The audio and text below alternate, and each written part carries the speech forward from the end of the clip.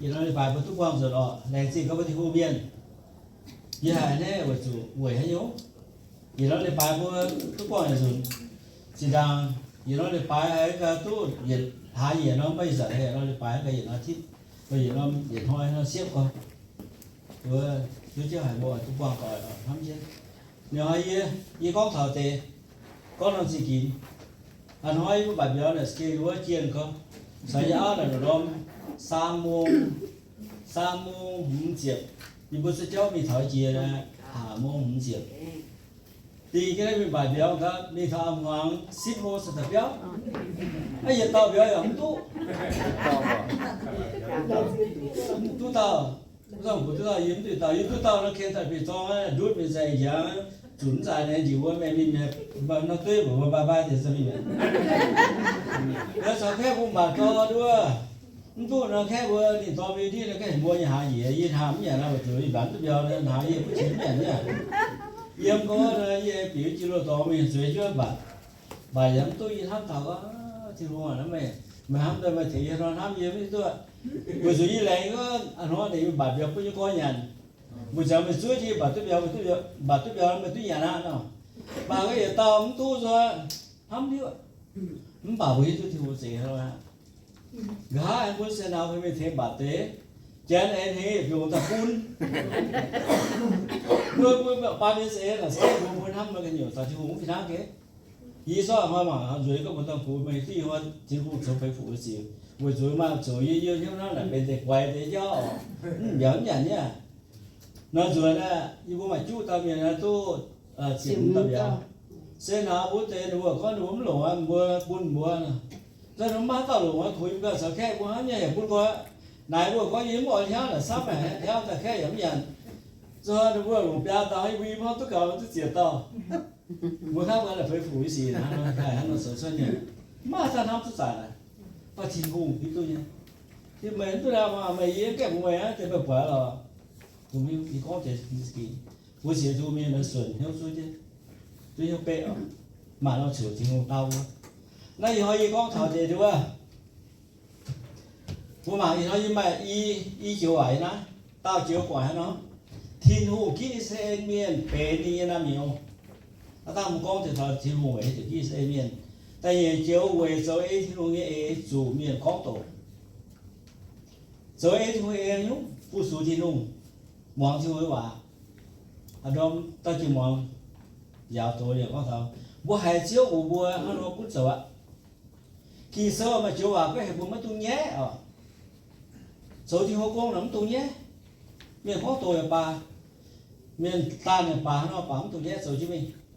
tao lô phía tiền bún đua rồi mà gì bằng miền thì có thời gian sau khi tụi chồng này xem gì có chơi và hiếm con bè là tao vừa ta cào được bún đua thì không to vô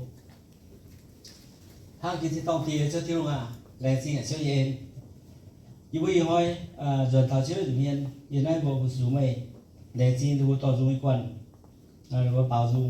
dùng chỉ và ta thì luôn thứ gì tôi hay bố mẹ làm nhiều nó bảo kia chơi mày ý rằng nó số ý cái này phải nói sớm cho nó ý sẽ phải làm bao nhiêu hàng kia hay có nhiều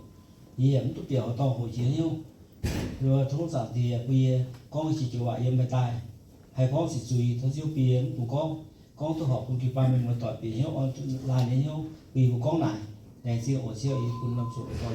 coi số tất cả tất nhiên của amen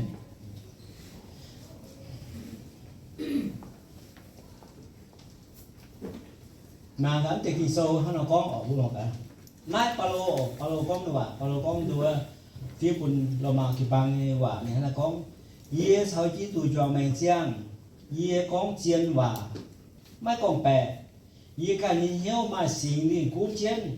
chiều bún ye hiếu tình ye mấy con bè khi sau em công số sâu tầm trang tại ye thật chỉ biết vui à hai kiến thì có Ananias Sapphira thì có vui hai gì em vui hết tiếu nó mà dùng đâu nó mà ta phúng bữa tiền kỳ bao số tiêu công mà mài tôi nhăn lên xem một tay vận nhăn bèn xin chia ở chiều dép xuất tế mẹ nếu tôi tìm đi phù hợp với công số vừa vừa bị tệ nó mới đến bị tệ có một điểm mày giờ hiếu mày hiếu quân sa tàn quân chứ mày hăng nó xấu mày muốn cái mày đau này mà cái gì đau dễ mày mày đau tu tàn tại nhà này mà cái gì hắn dễ bạn mày mày hiếu mà phù hợp với gì mà có búa mày giờ hiếu mà phù hợp gì mà mày giết suốt Anania mà hắn tệ vào điểm sẽ khi thì đó tại này dịch chúng miệng như này hãy để cho skin cầm gì hay điều Anania và hai điều rất là khi thì đó tại này yêu quá miệng luôn miệng tôi đi tầm tầm chứ kèn người quảng nếm nặng là sao chứ buôn lắm sẽ hồ đứa Stella em biết ta Paulo này mày mua mày đo nha kịp tôi bữa nay đừng có gì tôi bữa nay thì thế có mình mày vui im hóa về hay chịu tôi nhớ con bè mày bố trước bố thì mình rồi thằng nó cái đá lộ bố rồi kem mày trước Anania ở đó Stella hẹn để vào rồi khi gì thì để sao thế anh tài mẹ nhưng luôn như thì ta kèn tùy trước chứ nhìn bộ thì có thảo con bè cho kia một chiếc này mình một tỏi ta chỉ có một từ con bè cho ta phụ mình một tỏi mỏ gỗ con bè áo tôi con bè áo con bè gốm tôi con bè mà chủ nô chiên lấy một đi này là con bè mà có làm chiên như bây giờ nó đi hết sản sò đi yếm như có mà đi yếm sao bây giờ sửa nó mà nó có yếm hiếu bây mà xây yếm sửa nó tóm mấy con tóm xây rồi nó mà vừa có làm chơi nó chơi nó nào sửa nó con mà như hai một con nó như nó vừa sạch yếm con bè như thì có xe thì yếm con bè nó tao kia sửa hang alo con nó con bè bây giờ chẳng sửa đúng không bây giờ bị sơ sẩy là cô thấy hàm bên bây giờ con kia nó tia nhà tiểu suy to nhà diễn á cô chào thế phải tia nhà tiểu suy to nhà diễn chứ có toán nhà to nhà nó diễn có mấy thằng tia con bè mà nó tự làm to có mấy thằng con bè bây giờ hai chúng ta tự làm to thật sự mới là đi sang với nó sẽ sang lúc con bè tôi quay em bà thấu sang kính quay ta mà bảo là kia ta mua mặc à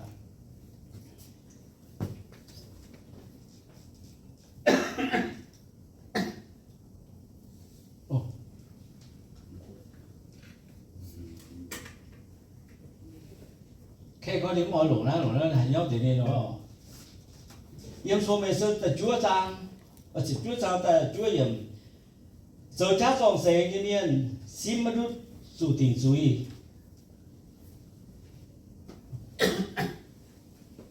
con bè như miền nhà ở chủ miền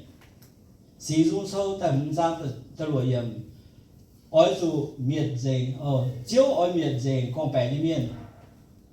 tại miền sau đua miền chưa nhiều hay số mấy số chỉ xét trang nhiều gì miền hiếu duết như miền mà hay tu lủng con bè như miền chủ dễ nàn hỏi nói tỏi đấy khi cầm gì đó con bè cho nó kia đó gì ở con này chủ lo tại vì cái đó là con thằng mai thì ít gì đó không nó vừa con thằng con bè cho mình một tỏi con vừa tu sản cho bây giờ phải sản dụng của con gì cho này bây giờ mình một chỗ chỉ ta là buôn mai số của cái này này bây giờ mình một hồ điều không có mà con bé cho một thiếu con bé nó kỳ chiến thì sản nó cũng chiến và thảo xếp ngồi nó là kỳ chiến thì buôn buôn cái này thì một thứ món thì cho nó ba số tại chúa sao nó là bao nhiêu tại nhẹ yêu quý cái này phim chọn ó chọn vốn như miền giàu thuộc khẩu hải hiếu sẵn ở hiếu sẵn muôn chế điểm sẽ có hay thế tôi điểm mua nó ye nhổn bún chín hùng chiều ye sau ye lê đốt chi tủ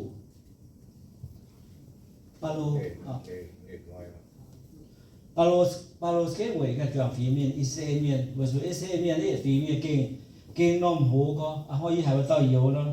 nì emจะแท้บุญนี่ก็ถอยอิสราเอลเมียนสเก็ตไปเดฟิล์มน้องหัวไง với thứ sen miền nằm hồ này với tiêu một xe với tỏi chết một suất nằm cháo quậy cái suất tu ó nhàn tu để follow your best chủ giải chỉ mạng ảnh vô cô có bỏ tiền chủ như ta một xe ông mày tỏi với suất này với ông chủ tài thì mày tỏi với cái tài nó thật cùng gai tu ó nhàn nhà quậy thầu một xe mình cho chỉ tiêu liền người như vậy hiếu lùn một xe ông biểu về hiểu luôn mà số tổ tao một tao biểu giảm tỏi như vậy biểu suất một xe rồi Israel miền đất kinh mà chỉ nông tông cái châu tàu chung sắp rồi một xe cho nên mình nhau có một xe cho thì chịu từ cái bộ mình mà biết chung ngoài cả hai em cho rồi rồi một kinh rồi kinh nhau Israel miền nó bao lâu chỉ ta đợi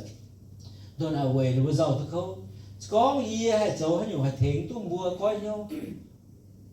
châu long nữa gì nhiều tôi thiếu một chiều gì bây giờ sao Giêsu chỉ đủ lệ coi bây giờ chủ tài cũng muốn tôi nhiều bố mà không thể cho nó khi anh em tôi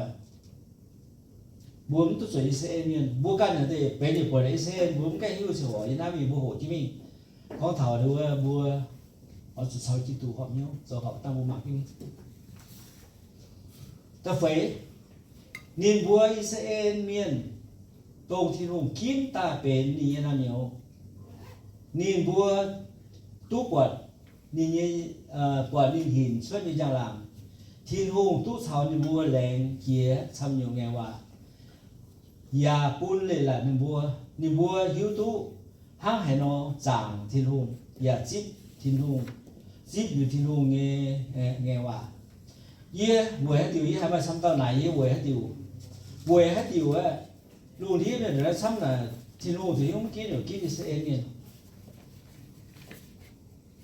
nó như lỗ biển như lỗ quật như lỗ tu quật để kiện nhé như tổ thằng tây yếm nhé ở chỗ chỗ nhé như tổ để xóm chủ nó mua thành kia rồi gì chỗ mà học phải ở you go why is Israel so important to God all over according to biblical tradition God chose Israel to be a light to the nation. The land and its people are essential to divine history. Because they were selected to receive the scripture, model a moral society, ultimately bring the Messiah Jesus Christ to the world, to offer salvation to all the humanity. Hier mà ông tôi biết gì rồi, tôi见thấy tổ tế buôn mua mà cái thang nó về hết tiêu. Hier tham là hay tổ tế anh kia nhắm bà hay nhé hàng mua, yếm thì nhé của cô thì bị nhé một lần nữa thế, bây giờ nhé cái hay cào rồi yếm nhé giờ chỉ có tổ tế à, cô chưa đâu hồ chứ mình. Tôi nhé một con tay già. Đúng không? Hôm nay có một buổi nữa, giờ chúng nữa thì rồi cháu, giờ buổi mảng thì tiền cái tiền đó ở, thì có. Israel miền sẽ走thiên hồ nghe toàn hồ thiên hùng kín tài bên ye nam nhiều nhà cháu nên lên chỉ nghe hòa nên bua tu quật thiên hùng nghe giang làng nhà cháu nhà tu chết thiên hùng nghe là thiên hùng sẽ走Israel miền ye tiền patriot không ta sử dụng một cái một những điều như vậy走tiền patriot nó走tiền phải走要chiếu cuối tôi con Israel miền Huế này thì họ kinh buôn buôn Huế也phí miền như này buôn để chọn cuối miền Đông Trắng buôn Huế thì xuất với giang làm buôn đi miền Bắc tu quả Huế là bên tu chít kinh sâu như vậy miền những phí miền nhúng nghèo nó thì cũng thắm luôn nhé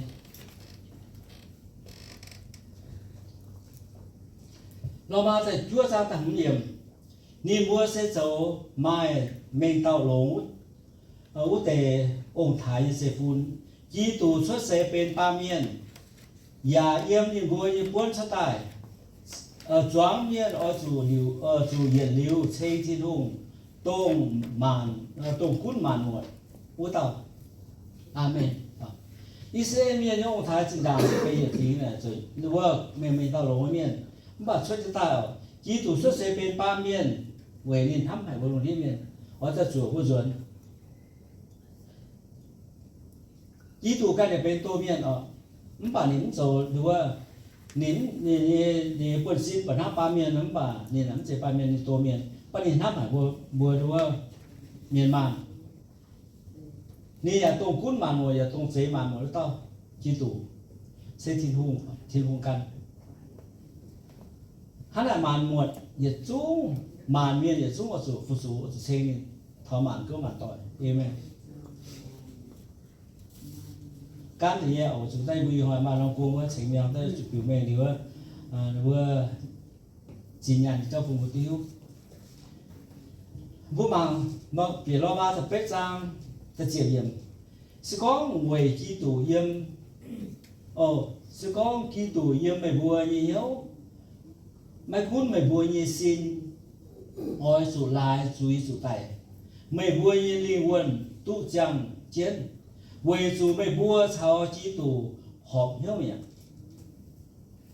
以后本地主朝基督學曉面啫，如果本朝基督學曉面，我本得罪啦哦，本得罪啦，得罪啦是朝基督學曉面，那要說就方丈的節日，還到沒，我講還到沒主做文路，我到這個我是做文路，還到沒主到代。我到这间住到大大，为那ที่路里面，爱住买耐啲，也龙也闲ที่路，为住几手买话两件，讲บัวตู้สาวที่路หอบเยอะมั้ยไม่คุ้นบุยยังแล้วเสียจางเวลาให้หนูสุดใจbao bữa sau thì hỏi cho miền về nhiều tôi nhiều về nhiều tôi thỉnh thoảng tài sống nổi kiến thì sau không có tài lắm nổi kiến ta bàn nói tao sụt tài nhé mấy lúc mà thế này nó sụt tài mà thế là sụt xuống quân tài mà thế là sụt giang bỏ tài mà sẽ sụt xuống chia tài muốn quân hai nó tài mà bữa sụt về nhiều tôi nhiều bữa sụt sau thì hỏi nhiều mình xuống cũng hỏi nhiều qua hai nói sao cái tuổi già mày chăng bao lô có 10 sao cái tuổi già mày chăng nhưng bố sẽ thu miền bố ấm thảo kỹ thuật cho mày chăng nhưng bố bị chả ấy ở bố ta sợ kỹ thuật mày chăng tức là cô chẳng thế này có đi thôi tại vì có đi thôi tại chúa giang tầm giang tại chúa yểm cao sám chia mấy cuốn mấy bùa yểm nó sẽ chẳng như xin phải yểm thì toàn như xin bùa ở chủ châu học siêu gì nhau nó cũng vì họ yếm thế này miền phải tổ tài như thế quá phù hoàng mua cho gì muốn thế này mua yếu nó tự học chứ không bà mua gì đấy dấu hợp đàm thì một tỏi có bún gì đó dấu hợp đàm mua nó hay thấu quá ta mua bằng cái biểu như tổ đó mua yếm sẽ chẳng như xin mua ở thang hay nó dấu nó chiều về ngoài này như này đây cả này là thằng mua miền một tỏi xuống yếm sẽ chẳng xin mua hay nó dấu ít sản yếm chứ chiều đóว่าจะหอบกันไปว่าจะหอบที่นู่นช่วงผู้จะหอบกันแล้วแต่ไม่หอบที่นู่นอ่ะมีมาต่อช่วงผู้จะหอบที่นู่นแล้วไม่หอบกันอ่ะผู้จะหอบไปบ่อยเยอะแบบผิดทางไงก็ยิ่งจะหอบไม่แล้วยิ่งแต่ว่าที่เยี่ยมก็ยิ่งจะหอบอย่างนี้แล้วมันจะที่เยี่ยมมันจะเขาว่าจะยิ่งจะต้องเอ็มไหมถ้าเราเบี้ยเสียจางแต่ว่าบัวเมียน้ำแต่ไม่จะหอบสิเบี้ยตายเบี้ยตายสมหอบแป้ตายนู่นนี่ก็yếm thiên tông như xin ý yếm xin rồi yếm thiên tông như xin ý tham tài mọi ha nó chứ có bây giờ thì bà kia là bấm số thằng chịu bấm số học thiên hồn là bấm hết là thiên tông cha thôi yếm xuống như cha hồ là mà để số tận á mà đến số bảy yên tham chứ có gì thằng mấy cô này tổ số thang số công lồng thế à sao được công biết rồi nhỉ rồi chưa biết có mua yếm như sâu không ta hay thảo phải má can thảo má can thảo nó giờ mà chỉ to yếm ta dỗ ăn tôi nào và bùa thằng nào bùa lủng thì khi xưa là ôn mình nhau bùa chỉ là dỗ học thì thôi khi xưa có mấy cuốn bùa yếm này sẽ chẳng như xin phải yếm thì tòng như xin dỗ học chưa nhau có dỗ học chưa nhau ui dụ sẽ có bùa yếm này sẽ chẳng chú mà ở dỗ học chưa nhau bữa hai nó hai mình thảo thiên tông cho mai ca mình một tỏi gì ở con chơi gì bố có một miếng đó chỗ hòm này má càng thua